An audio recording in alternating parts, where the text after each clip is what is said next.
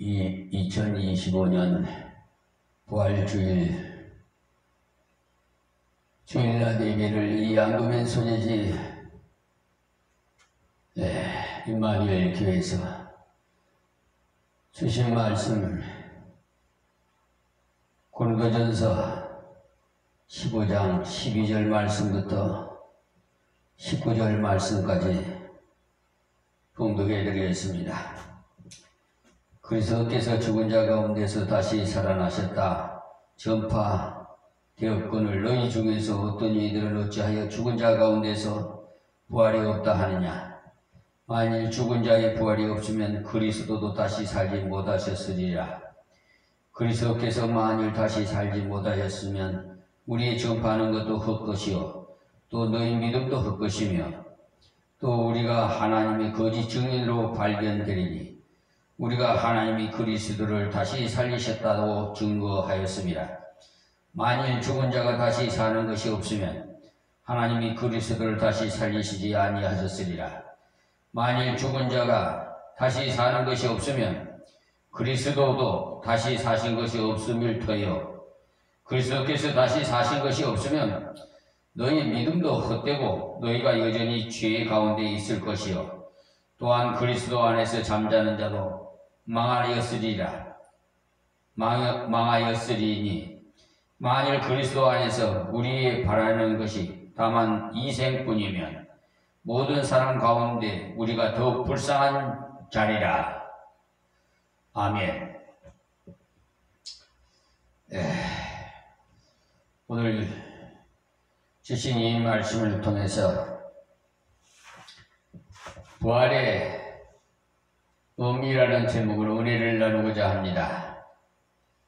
본문 14절 말씀에 그리스도께서 만일 다시 살지 못하셨으면 우리가 접하는 것이 헛것이요 또 너희 믿음도 헛것이며 라고 말씀하셨습니다. 즉 말해서 우리가 믿는 예수님이 부활이 없었다면 우리가 믿는 것이 다 헛되고 세상 사람에게 비방거리가 되고 제일 불쌍한 자가 될 수밖에 없다는 건데, 이 부활의 역사는 예수 부활의 사건으로서 그를 추종하던 그 일단의 무리들이 비밀한 그 장소에서 만들어낸 기독교 특유의 신비가 아니고 여러 객관적인 증거들에 뒷받침되는 그런 역사적인 일입니다. 아무리 뛰어난 고변과 학식을 갖춘 사람이라도 이토록 많은 증거들을 사실이 아니라고 거부해 버리기는 참으로 어려운 노릇입니다. 지금까지 그리스도처럼 죽었던 사람이 다시 사는 그런 부활의 사건이 한 건도 없었던 것은 사실이지만 실험이 불가능하거나 경험될 수 없는 것이라 해서 진실이라 아니라고 일축한다는 것은 사실 규모하는 올바른 태도가 아닙니다. 예수 부활의 역사성을 입증하는 두 가지 증거가 있는데 첫째는 수많은 증인들이라고 했어요. 바울인 부활하신 예수님을 만난 사람들의 적어도 수백 명에 이른다고 증거했는데 베드로도 오순절날 성령의 충만을 받고 행한 설교에서 예수의 부활을 증거했는데 당시의 정황으로 봐서 이들이 거짓말을 한다는 것은 상상조차도 할 수 없는 일이었던 게 분명합니다. 그들은 사실을 말했고 그들의 증거는 충분히 객관적인 근거들을 가지고 있었으므로 당시의 사람들에 의해서 거부되지 않았어요. 우리는 예수의 부활에 대해서 어떠한 그 회의적인 그런 입장을 취해서는 절대로 안 됩니다. 만일에 우리 중에 누가 이런 입장에 동조한다면 성삼위 하나님을 비롯해서 성경에 등장하는 복음 전도자들과 그 밖에 성령에 충만했던 모든 사람을 거짓말쟁이로 만드는 것이 될 수밖에 없어요. 두 번째는 현실적인 증거들을 말하고 있는데, 예수의 그 부활을 확실하게 뒷받침해 주는 것은 그분을 믿는 성도들이 이것을 확신하고는 생활이 놀라운 변화가 있었다는 사실입니다. 하나님께서 이 사건이 있기 전에 이미 이에 대해서 말씀하셨고 그대로 성취가 됐어요. 부활은 갑작스럽게 튀어나온 사건이 아니고 오래전부터 하나님이 예정하신 그 일이고 그분이 정하신 때에 현실로 구체화되어 있을 뿐입니다.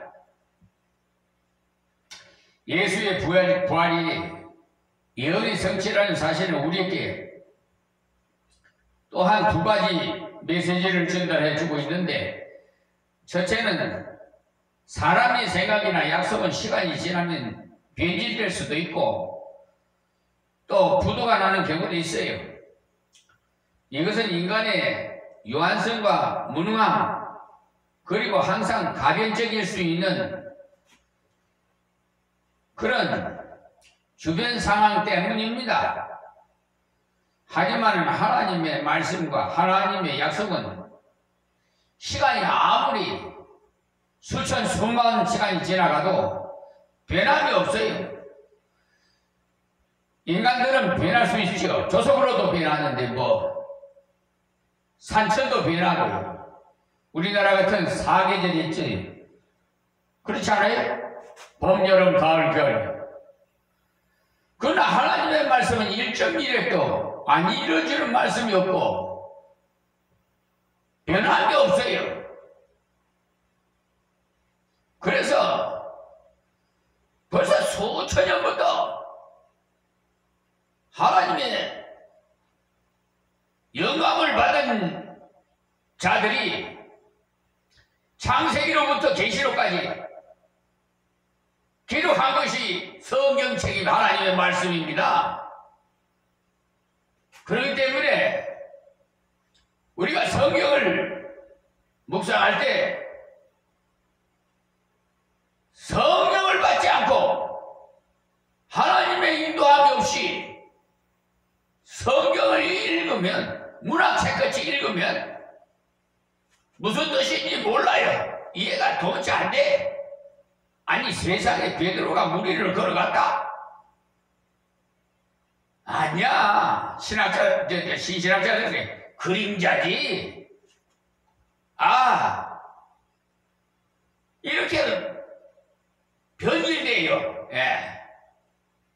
요즘 성경책도 그래요. 요즘 나온 성경책도요. 다니엘서 3장 17절에 보면 우리 하나님을 갖다가 새로 번역된 책에는 하나님이 계시다면 이렇게 번역을 해놨어요. 그러니까 하나님이 없을 수도 있다 이 말이죠. 그러니까 이게 헷갈리게 만들어놔요. 악한 마귀 사탄들이 이렇게 성경조차도 완전히 그냥 이렇게 조작을 해놓는다 이 말입니다. 그러니까 지금 사용하시는 성경책을 예전 성경책으로 사용해 주시길 바랍니다. 저는 그대로 하나님으로부터 명하신 대로 그대로 말씀 전하는 것 뿐입니다. 그걸 사용하든 안 사용하든 여러분들이 자유입니다. 선택권은 여러분에게 있습니다. 그리고 WCC 배구 집단에 가입된 그 한국 교단이 참 정말 그 교단에 소속되어 있는 교회에 신앙생활 하시는 분들은 성경적인 교단 소속의 교회에서 신앙생활 하십시오. 이건 역시 제가 여러분에게 강요하는 것이 아닙니다. 선택권은 여러분에게 있으니까 하나님 앞에 가서 심판받을 때 다 그때 가서 후회하고 통곡을 해봤자 소용없어요. 그때 김종선 목사가 말씀하신 걸 그대로 따를 걸 그렇게 후회해봤자 소용없어요. 그 WCC 집단은, 배도 집단은 동성연애를 찬성하고 다른 종교도 구원이 있다고 말하는 그런 WCC 배도 집단이에요. 그것이 몇 년 전 부산에서 총회를 했죠. 그래서 기아성인 순복음교회, 여의도 순복음교회 이영은 목사가 그 대표로 많이 활동을 하고 대략 말씀드리면 제 유튜브 방송을 검색해 보시면 주의라고 되어 있는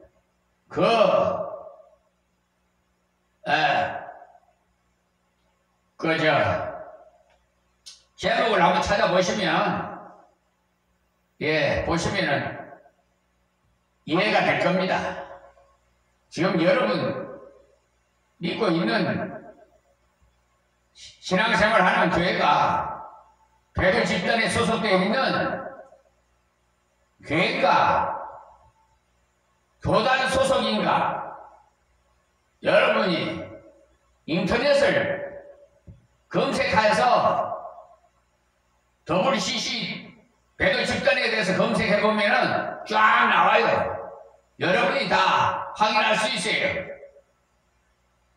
이게 바로 기아성, 장로교 통합, 또 장로교, 기아성이고 또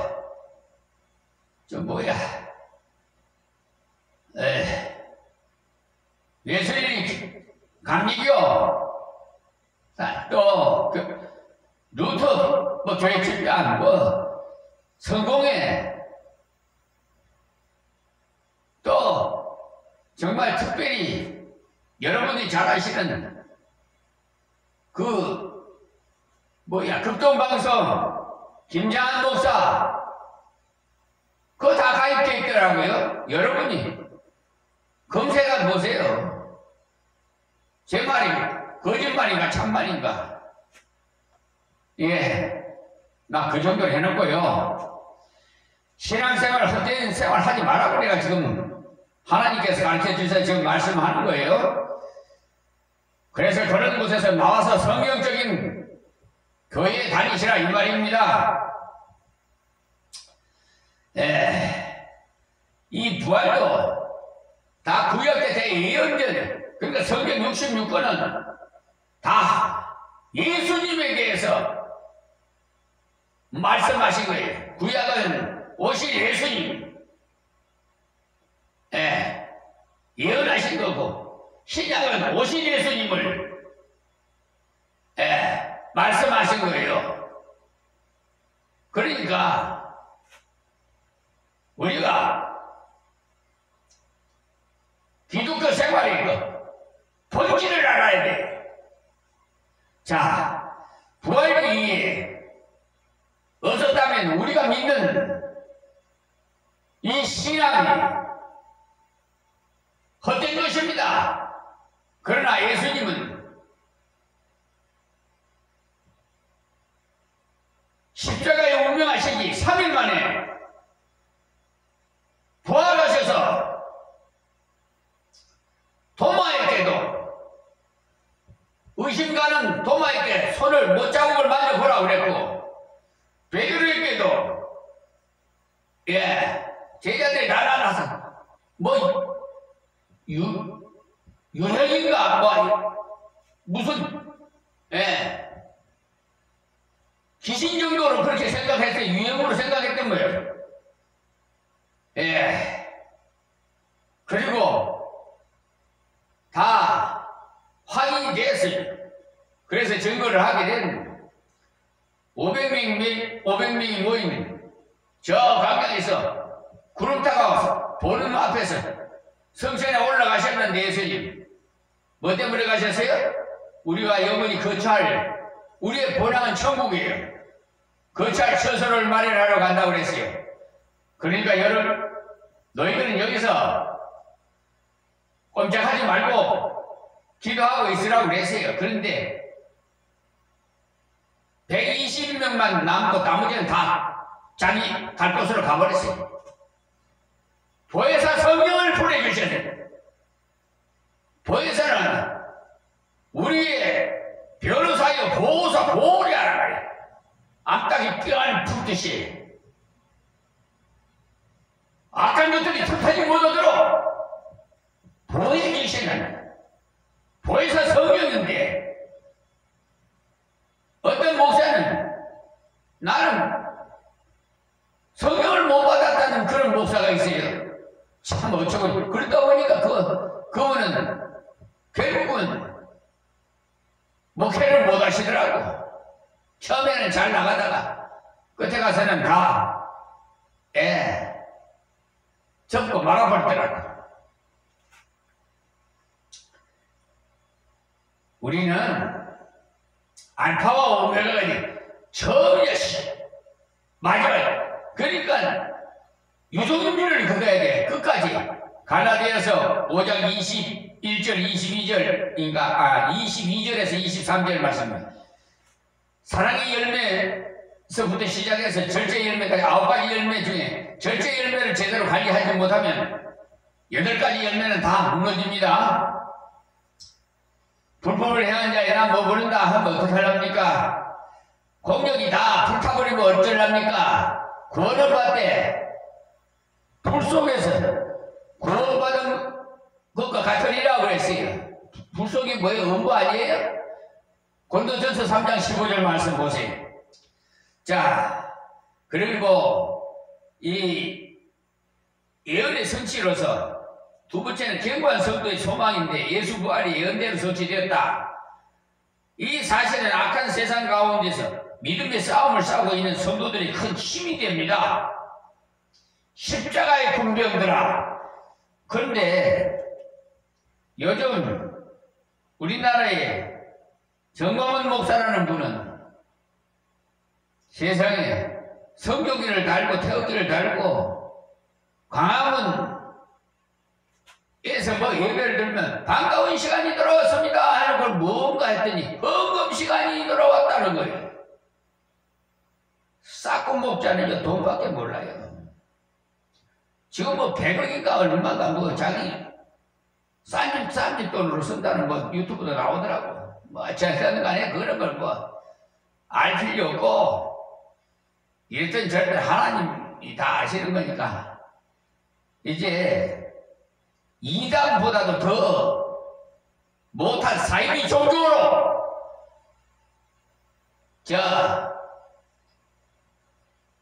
그렇게 진단이 지금 장로교 합동 측과 권신 측에서 이렇게 말씀하시더라고요. 하여튼 요즘 또 뭐 대통령 선거를 앞두고 뭐 이상한 동영상을 보내와요. 카톡으로.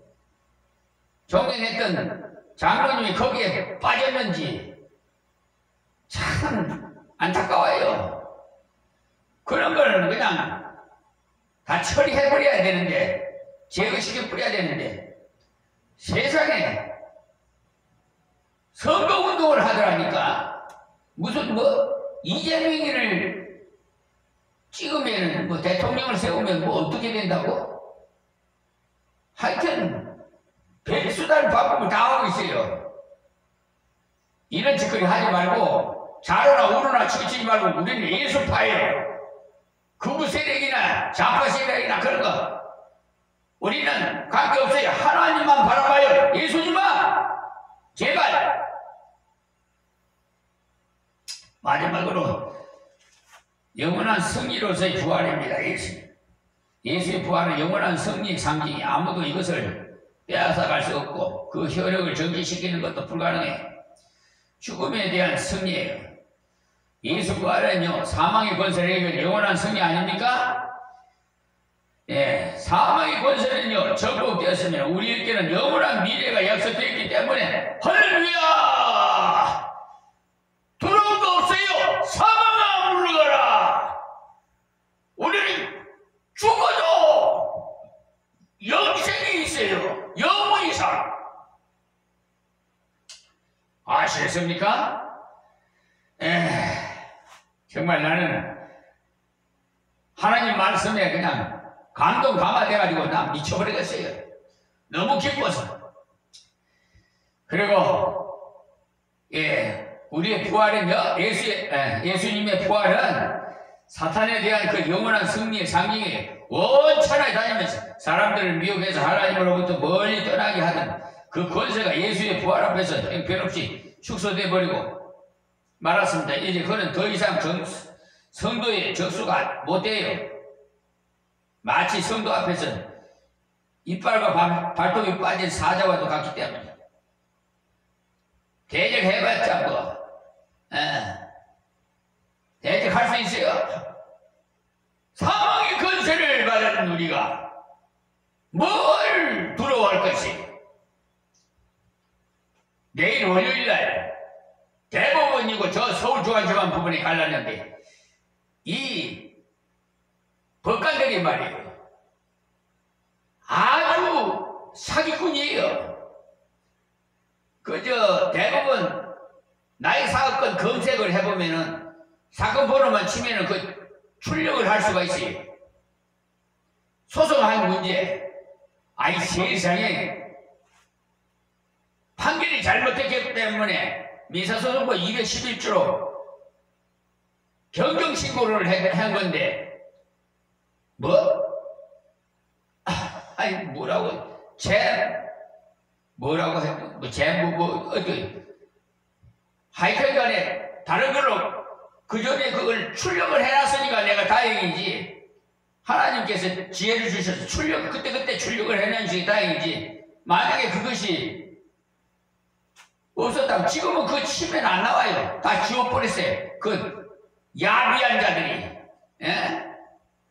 그건 안 나와. 그러니까 그걸 기망에 속에서 이렇게 해갖고 뭐 보정 명령을 했는데 무슨 송달료 인지 떼고 내라고 뭐 일을 해왔더라고. 그래서 참으로 어처구니 없어서 내 그네들 대부분 재판관들 나 상대를 그 잘못하는 공무원들을 잘못하면요 헌법에 보면 29조에 국가를 상대로 해서 소송하게 돼 있어요. 그걸 내일 제출할 것이고 대법원에 가서도 이게 무슨 짓거리 하느냐고 이거 이제 그 보정명령 한 거 그걸 써낼 거예요. 그 쓴 거 작성한 거 제출하고 올 거예요. 그리고 법관조직법 법관 징계위원회 법에 의해서 대통령 규칙 그 징계 규칙에 의해서 그 법관 징계위원회에다가 그걸 신고해놓고 올 겁니다. 내일서 작성해서. 그 외에도 헌법재판소에다가 또 작성해서 제출할 것이고 하여튼 이 대법원 있잖아요. 조직법에 보면 대법원장을 비롯해서 14명이 근데 지금 현재 저한테 적발된 것만 해도요 4분의 3이 8명이 지금 걸려서 지금 예. 신기위원회 세수되어 있어요, 지금. 그리고 그 외에도 그 1심, 2심 뭐 해갖고 뭐 법관들 다 해서 뭐 12명 다 올려놨어요. 거의 60일 내로 그 징계위원회를 설치해서 그 신고자에게 송달하게 돼 있어요. 근데 그 한 달 동안 영리는 할 수가 있는데 어쨌든 저희 변호사는 예수님이에요. 내가 뭘 알아요? 내가 경제학을 공부한 사람이 법대도 안 나왔는데 하나님께서 이런 비밀을 저에게 다 가르쳐줘요. 법전을 사게 하셔서 하나님 앞에 잘못 걸린 거죠. 그러니까 저한테 걸리면 하나님께 걸린 거랑 똑같아요. 문서에도 나의 변호사는 예수님이라고 딱 썼고 하나님 말씀을 법관은 정직해야 된다고 내가 써서 그 성경에 있는 거 다 압니다. 그러니까 지금 이 마귀 사탄들이 이 나라를 완전히 어떻게 해놓으려고 망하게 해놓으려고 아주 대통령 선거에 벌써부터 이재명이가 선호도가 높으니까 지금 발악을 하고 있어요. 마귀 사탄들이. 이 나라의 주권자도 누가 세워요? 하나님이 세워요. 여러분이 투표하지만 이 나라 국민을 누가 다스려요? 세계를 누가 만들고 누가 다스려요? 하나님의 손에 있어요. 인생이 죽고 사는 것도 하나님 손에 달렸어요. 자, 그리스도의 부활의 인류 역사 가운데서 가장 경이적인 사건을 가운데 하나님입니다만 오늘날까지 이것을 사실로 받아들이려 하지 않는 사람들이 많다는 게 인류의 불행입니다. 그건 뭐 자유니까요. 선택권에. 예, 이 세상에 짧게 굵게 살다가 저 유황불이 저 지옥에 들어가서 영원 세계에서 그냥 고통받은 중에서 사실은 그렇게 하세요. 그러니까 이거는 요란스럽게 떠들어대지 않아도 될 문제들에게 열을 올리면서 정작 가장 중요한 문제들을 접어두려는 세상의 풍속에 맞서 교회는 부활의 증거자로서 역할에 충실하도록 이렇게 힘쓰면 됩니다. 그리고 WCC에 배도 집단에 가입된 저 교단들 다 회개하시고 저 극동방송 김재한 목사님도 제가 존경했어요. 근데 회개하셔야 됩니다. 오늘 여기서 말씀드리겠습니다. 하나님 고맙고 감사합니다. 오늘도 이 부활절을 맞이해서 이 비천한 미만의 종이 하나님의 말씀을 붙들고 정거하여 싸우니 생명의 말씀만 저들에게 마음 깊숙이 간직하게 하여 주시옵시고 늘 기억나게 생각나게 해 주시옵소서. 그래서 신앙생활도 올바른 신앙생활을 할 수 있도록 저들을 인도해 주시옵소서. 예수님의 이름으로 기도합니다. 아멘, 아멘, 아멘, 아멘.